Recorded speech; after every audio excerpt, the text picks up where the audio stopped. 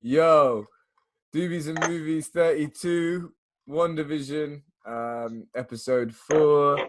We interrupt this program. Jovan, Joel, Steve, all with me, and we're gonna basically go into what was the sickest episode yet of WandaVision, and the first time it fully felt like we're back in the MCU since Spider-Man.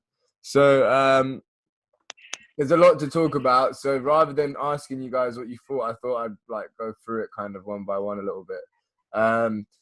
Because we start off at the blip, what Marvel have called it, but the snap or the second snap when Iron Man snaps, and they all start coming back, and you see the hospitals, or one specific hospital to be perfectly honest, but you see how the craziness of all the people that were in that hospital kind of getting snapped back into it.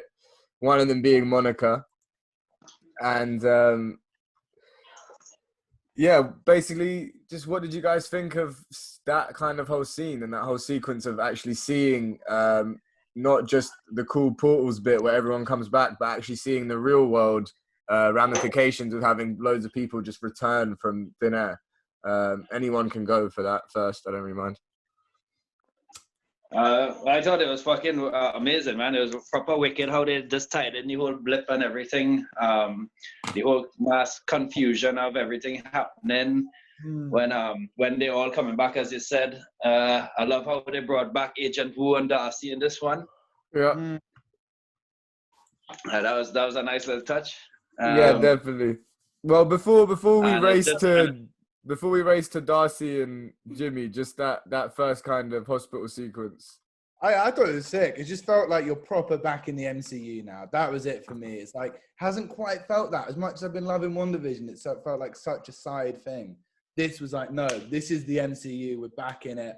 This is real, proper, influential MCU. So it's great. Yeah, loved it, mate. And obviously, it was also quite a tragic sequence because Monica finds out her mum died while she was snapped, and obviously she was there for a checkup where her mum's cancer was going away, and in the time that she had been snapped away, it had come back. Cancer came back and she passed away. Yeah. And that was Maria Rambeau from Captain Marvel, who is later mentioned to be one of the founders of S.W.O.R.D., I think, by that twatty guy at S.W.O.R.D. And she had, there was a nice touch where she had hope of them all returning, which only probably Black Widow and Captain America really would have had. So it's nice to have there being, more than those two that actually had hope that people could come back. But okay, yeah, now just the meat of it. We're back to present time, or whenever the present time is at this point. But it's basically, it's revealed to us through Monica and Jimmy Woo that this town of Westview has pretty much been taken hostage by Wanda. Well, you don't find out it's Wanda immediately. It hasn't been taken hostage. It hasn't been taken hostage. It's been created. Yes, it's been created, but the people are real. Yeah, the people are real, but I think what happened is when she created the reality, it was almost like when Thanos snapped his fingers and everybody disappeared.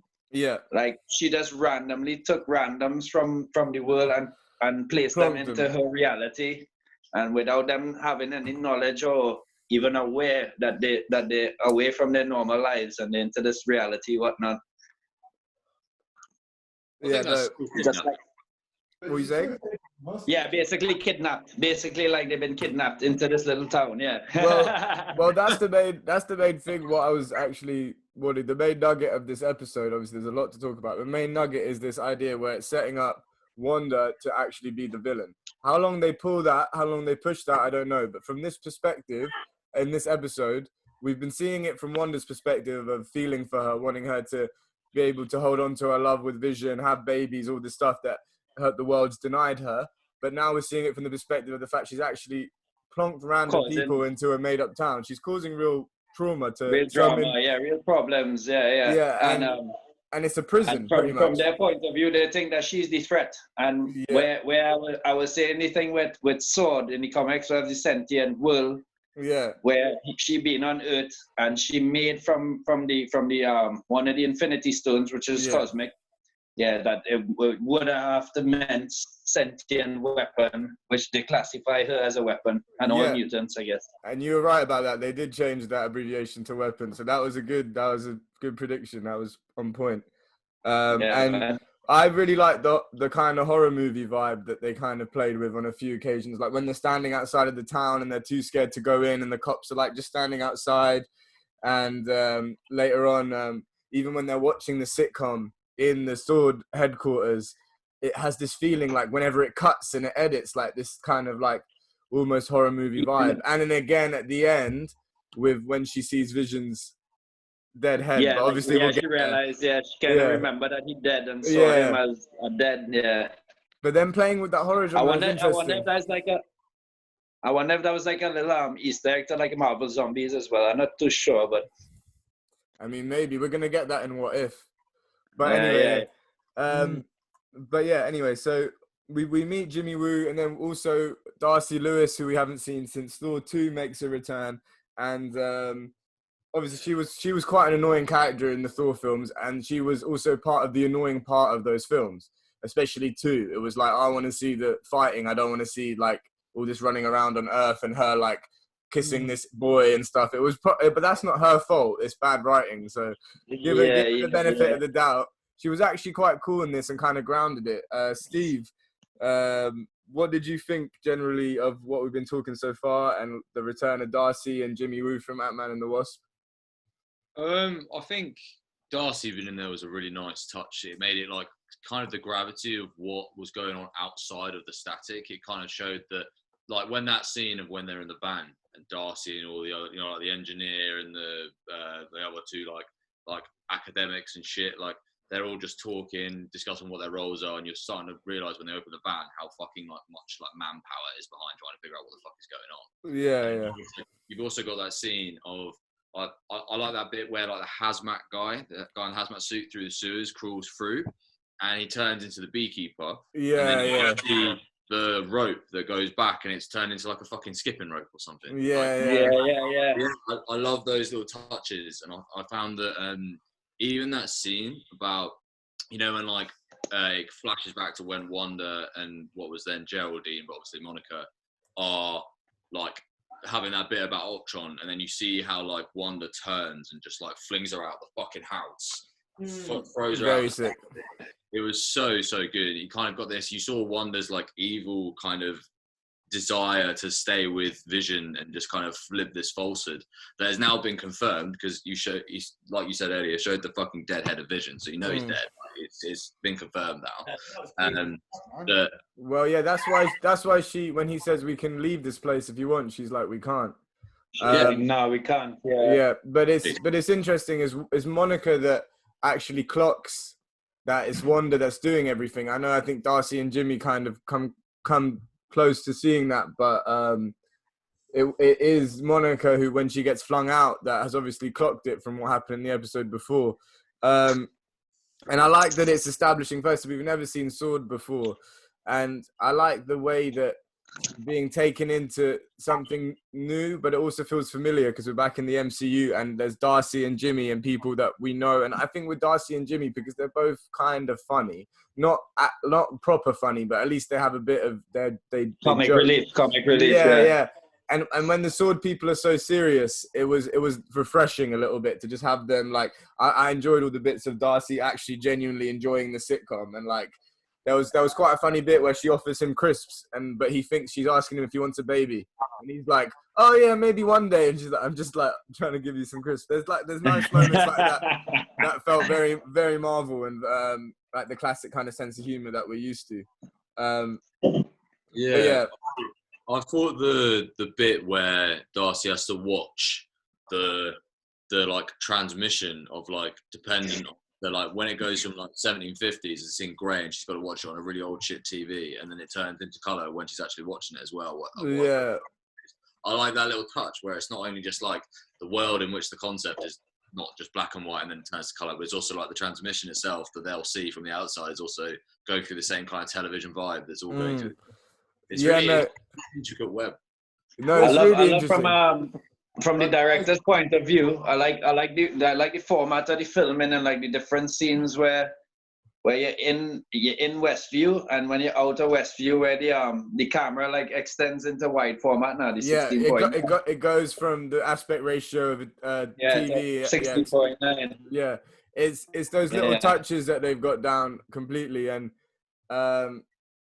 yeah, there's so much to talk about in this episode. So in the sequence where they're naming all the people and they're trying to identify all the people that are trapped in Wanda's world, there's noticeably a few that they left out and they didn't mention. Now, other than the obvious one being Agnes, the neighbor, who everyone's been speculating about who she is, there's also that Dottie, that blonde woman, wasn't actually identified or named.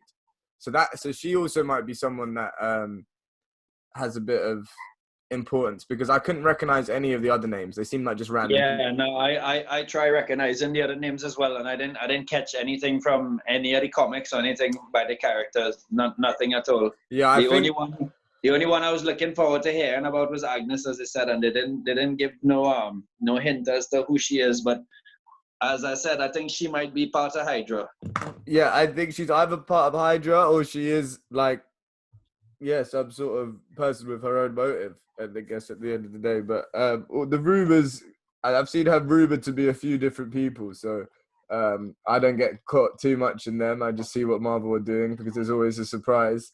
And I do like the idea of them with going back to using Jimmy and Darcy. Like, they're not characters as much as we know them already from the other films, and they make it feel more connected. We don't know them that well, so it allows them to, and I hope they keep doing this, add extra layers to these supporting people and make the whole thing feel more real. For the smaller characters and all the bigger MCU movies that have no big role in like terms of like superpowers or whatnot, I guess they're trying to give them a cameo here and then different little episodes that come in all the television series that they're gonna do. Maybe it just makes it feel more real, and like the comics where like in the films, physically, because of storytelling, they can't like tell you what's happening to everyone. But what I always liked about the comic universe and what the film universe is getting to is this point of it being this living, breathing organism, and with all the stuff that's happening, like aliens and mutants and all the mad Marvel politics, which is quite a complicated thing because it's dealing with politics in a landscape where people have superpowers and aliens can invade you in any minute, and it's a whole different political. But I like the idea that like this philosophical battle is constantly going on about who's on the good side and who's on the bad side. Who's on the bad side and how it affects their lives. Yeah. Exactly. And I feel like these normal people like Jimmy and Darcy, the reason they're different to the other people at Sword and we spend more time with them is because they're a little bit more human, and the other guys are kind of bureaucrats. That Tyler, oh yeah, do what I say. You know, we're not going to follow him. Suits, we're not, the only suit that we were going to follow was Coulson, and Coulson gave us a good time for a little bit. But okay, shit. Joel, we haven't heard from you from a while. He's busy cooking. What are you doing? You cooking? Yeah, I was cutting vegetables, you know. For me. No, I completely agree, yeah. Very, very interesting that they didn't, which names they said and which they didn't. I mean, I'm wondering, that was my question earlier, like what's happening with the different different time periods? Like, why is Wanda changing the time periods? Is that like leading up to something? Do you know what I mean? Like, what is? I think maybe the reality that she created and the way that is playing out is maybe from she from Sokovia. I don't know if it's like television she grew up watching, so she kind of making something familiar of what she would think a normal family life would be, like American family life. Why is she changing the decade, and why is it going up each year? That's what I'm asking. I'm not sure. Maybe it's to do with, I don't know, as she grew up, the sitcoms kept changing. I don't know. The era kept changing. I do think that is the thing. Is this was her idea growing up as a young foreign girl of what domestic American life was, and it would have been through sitcoms. Yeah. And I think that the decade change on that level, I think part of it is just, I think, a way for the show to explore more sitcoms. But I do also think there is something in it when you poke at it, that it could be some sort of countdown and ticking clock towards something, towards some sort of explosion. Like she can only, every time something happens, she can only keep, she can only keep updating this sitcom so much until her capability to keep it going wears off. So maybe the reality she created only has a time limit or something. Oh, I don't know. Yeah, it could also be like the fact that maybe just having those sitcoms based on like the 1950s and that it could just be kind of like that stereotypical dream life that you can just have, where the wife is just happy and just lives this life where she's the live at home woman and all this kind of old style shit, where the man goes out to work, comes back in a suit and top. Yeah, like honey, I'm home. Yeah, exactly. So it could just be like in her mind, like because maybe the way she grew up, or maybe what she just conceives, it's just like that could just be like the perfect kind of so that her and Vision can be as normal as possible, but live like kind of like as joyous a life as possible. Yeah, I agree. I think it's almost honoring and paying homage to that domestic bliss and happiness that you get in sitcoms. You know, like when you used to watch Fresh Prince and stuff like that, how everything would always wrap up with a nice lesson at the end, but it would always be okay.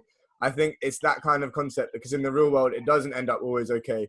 Not only has she lost Vision, she lost her brother before that.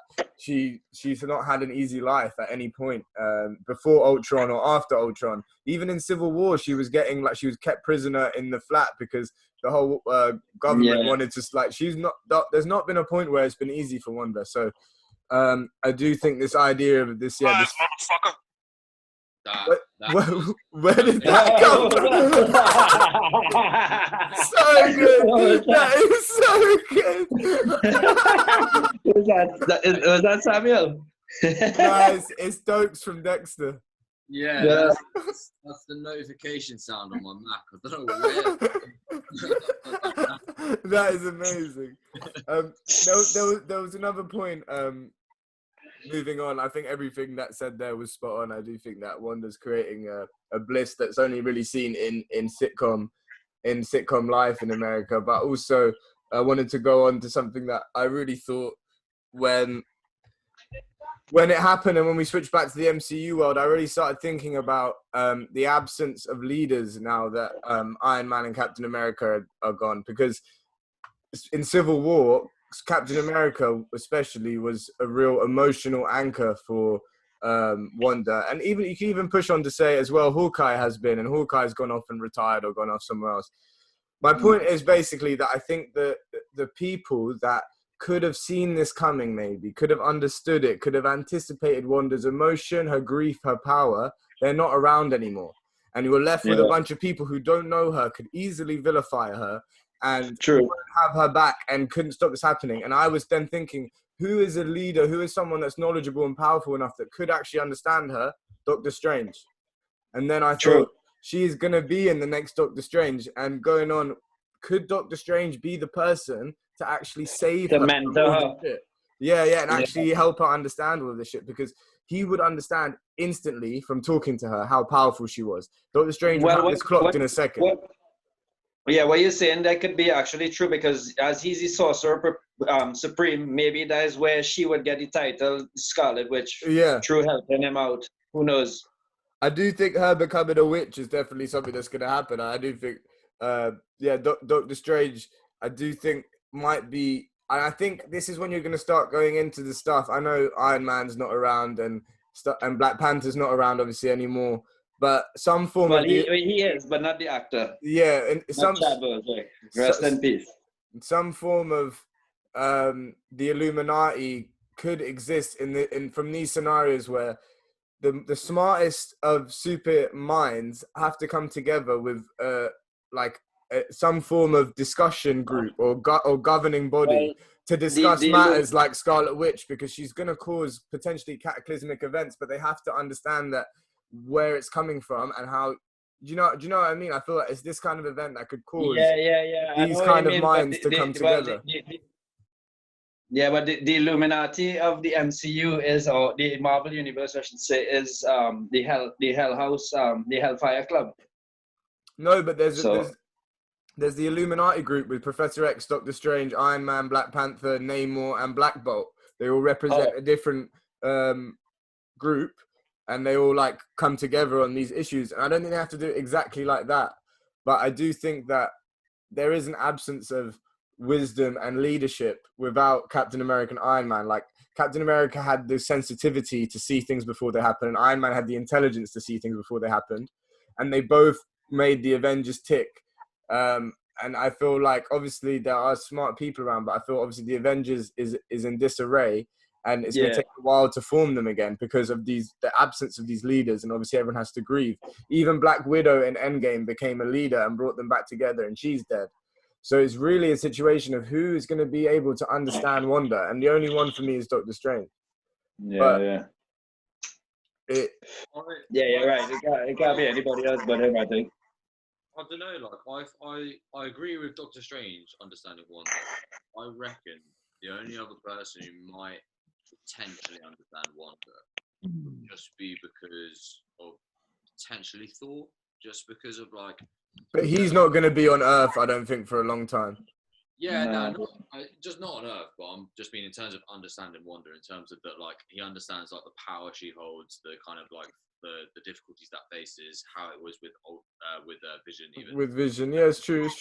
Yeah, I think he would understand it just in terms of also his relationship with the ether as well, with like kind of Wanda's powers. It's similar to the ether in some way.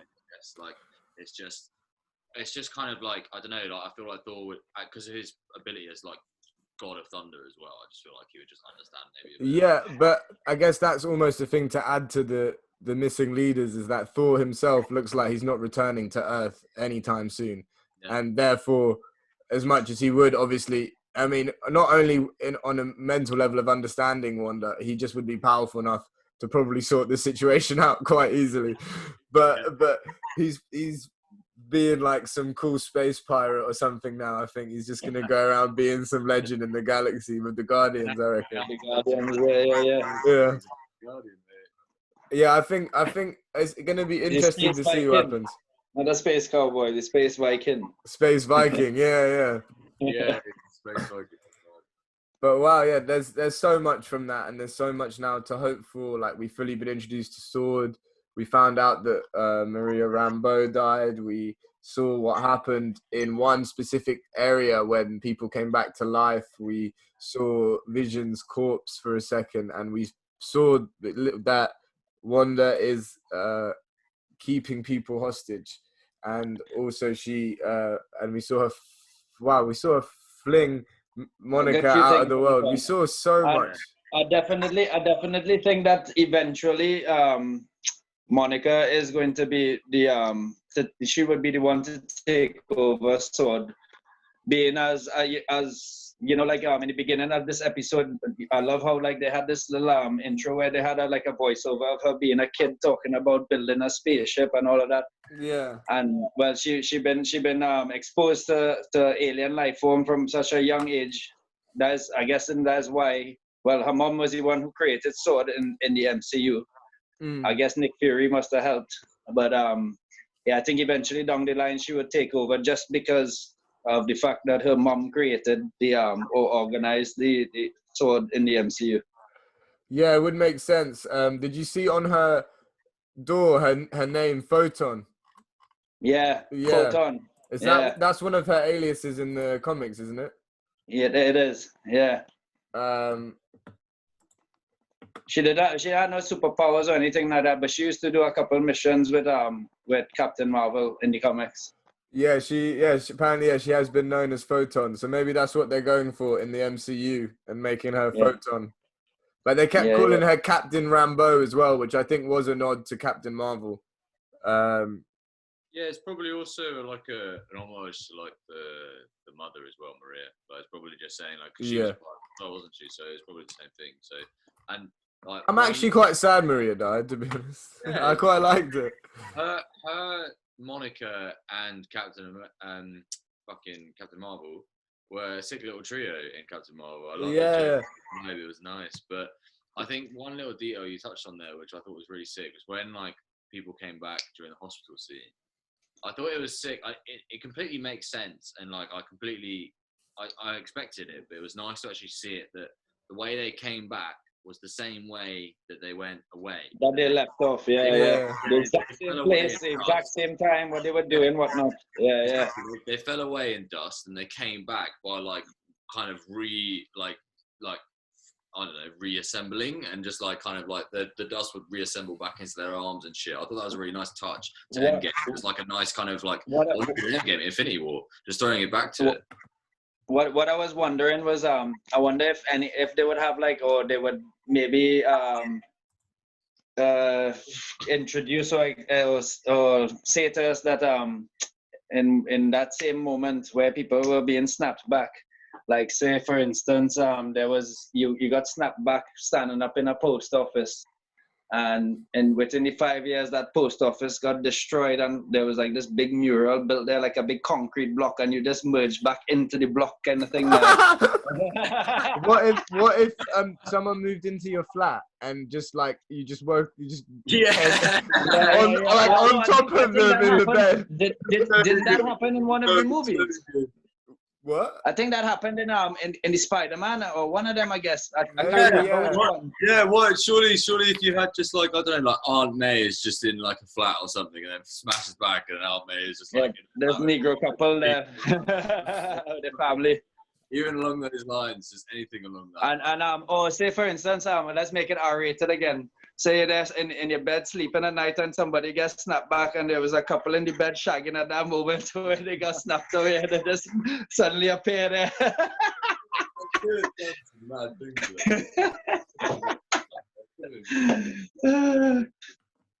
Shit. Is there anything else any questions or comments or analysis that anyone? Yeah, I'm just thinking. I can't think of anything on top of my head with this. All I'm gonna say is, I think from next episode it's gonna start flipping between sitcom world, Westview, and the main MCU.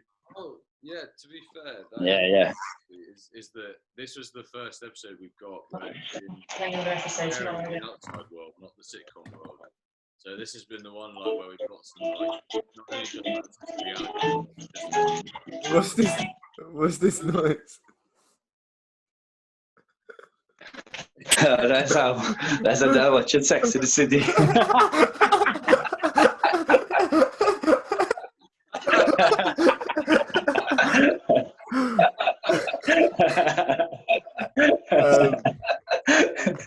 What were you saying? Sorry. I think this has been the most like blooperish episode. Yeah, it's been proper like behind the scenes. Yeah, what were you saying? Charles just shaking a jar. All right, well, let's wrap it up then.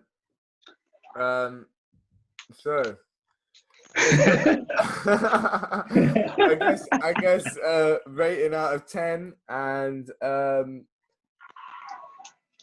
yeah, let's do this. Rating out of 10 and your moment of the episode. Go on, Joel. Are you jaw shaking or you got something? A moment of the episode. Oh, it's so hard.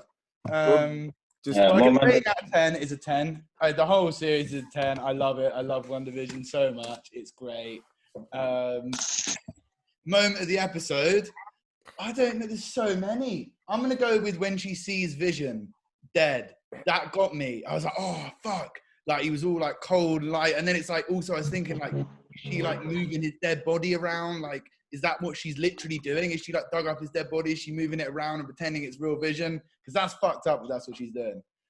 So yeah, I'm gonna say that. I don't know if it was, but it was a pretty fucked up moment. So let's go with that. All right, Steve.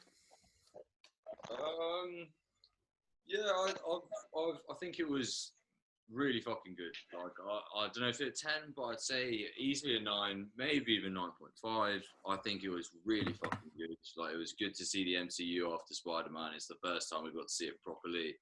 I think my favorite moment would be just that kind of bit where even when like Geraldine and Wu are just outside of the static and they're just going into it and there's all these kind of questions Wu's really worried about it. Geraldine gets sucked in and then it just snaps into like just Darcy just seeing it from a screen and it's this old TV. I just like all the little details of it. Like, don't get me wrong, I think there are loads of bits where Wanda throws out Geraldine, or the bit where you see Vision where it's dead. I think it's really sick, but I just love the intricate details of the episode. I thought it was just such a nice little roundup. It's made everything back in the universe, and it just solidified it. So top notch. Jovan? Yeah, man, definitely. I agree. I would say 9.5. Series going really well. I would say the moment of the episode for me was that part where Wanda threw Geraldine out of the universe, and it kind of showed you a little bit of her dark side, and like what basically, if she, no matter what happens or what effect she's having on the world, what she wants, she will get. And it is a bit scary to show that she could be a bit dangerous if she was to go down a dark path. And yes, 9.5. Yeah, for me, it was a 10. I just loved so much being back in the MCU, the mixture of new stuff and just enough old stuff to make it feel familiar. Really just liked all the insight all around. But my moment of the episode is kind of what you said, Jovan, but even going further back to when the sitcom cuts and they keep, why is it cutting there? Why is it cutting there? Like it's some badly edited or like technical issues in a presentation, and then you see what their conversation they had in this separate space of time, like almost absent from even the Westview time. And I just thought all of that was so cool, and then obviously resulting in her flinging her back out of the world. It also was well done, the way how it just kind of like, from after watching the first 3 episodes, this one like, it didn't just jump straight into what happened after Geraldine got thrown out. It kind of like gave you like, it kind of went around in a loop to show you like what happened in between of those, what was actually happening in the background of those 3 episodes. Kind of like rounded up for everybody on their perspective or their vantage point, whatever it means. Yeah, it was just absolutely sick, and I'm just so buzzed now, not just for these next 5 episodes, but also for Falcon and the Winter Soldier after, and all the madness that's going to happen in Phase 4, which I think a large part of it, with the vibe I got from this episode, beyond all the mad shit that's going to go down, I think character-wise, a large part of it is going to be new leaders stepping up before another huge event, and we have new people leading the Avengers in our next epic battle that is of an Infinity War or bigger scale. But that is it for us. Keep smoking doobies, keep watching movies. Always check the website on Unadulterated Reviews, Unscripted, unedited, unadulterated. Like and subscribe to the page. Love and find every day.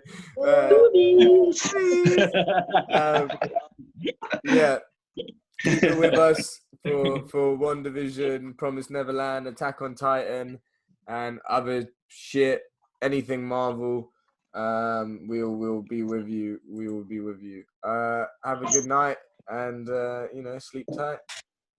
Safe.